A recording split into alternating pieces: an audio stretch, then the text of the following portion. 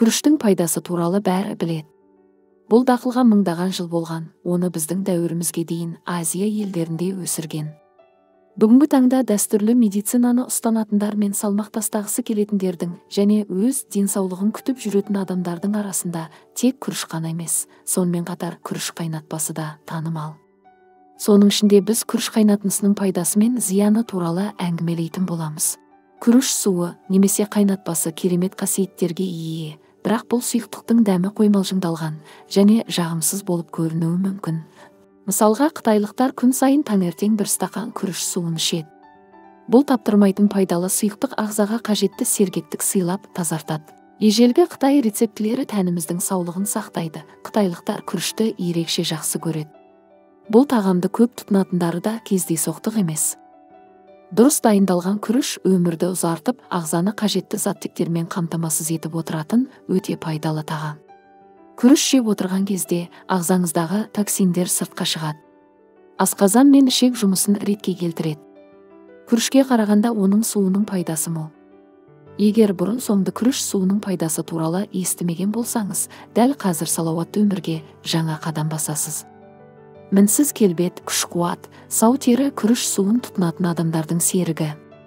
Күріш суы ағзаны көмірсулармен қамтамасыз етіп, асқазан ауруын емдейді, артериялық қысымды ретке келтіреді, оба ауруын алдын алады. Онымен қатар, оның косметикалық қасиеті бар, саңылаулардың аузын бітеп, тері түсін біркелкетіп, майлық деңгейін азайтады. Арнайы тағамдар шықпаған кезде, ата-аналар балаларын осы сусымен тамақтандырған. Күріш суының арқасында дисбактериоз, дерматит сынды аурулар өте сирек кездесетін болған. Күріш суы ағзаның ішкі энергиясын босатады, тері мен шаштың жағдайын жақсартады, зат алмасуды жылдамдатады, ағзаны уытты заттардан тазалайды, сусыздануды жеңуге көмектеседі. Дәрігерлер бұл күріш суының қасиеттерін баяғыда мойындап атап өткен болатын. Бірақ оны аш қарынға ішуге болмайды. Арықтау үшін ішкіңіз келсе, таңертеңнен бастап аш қарынға ішкеніңіз жөн. Бұл ағзаға энергия беріп тазартады.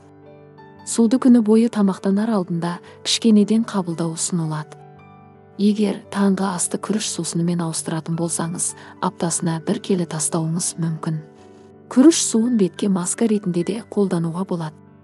Ол үшін күріш суын теріге жағыңыз да 15-20 минутқа қалдырып, содан кейін таза сумен жуыңыз, сондай-ақ күріш қайнатпасымен шаш жууға болады. Сонда шашыңыз үлпілдеп жылтырап тұрады. Қоңырау батырмасын басып, қазақша арнаның дамуына үлес қосыңыздар.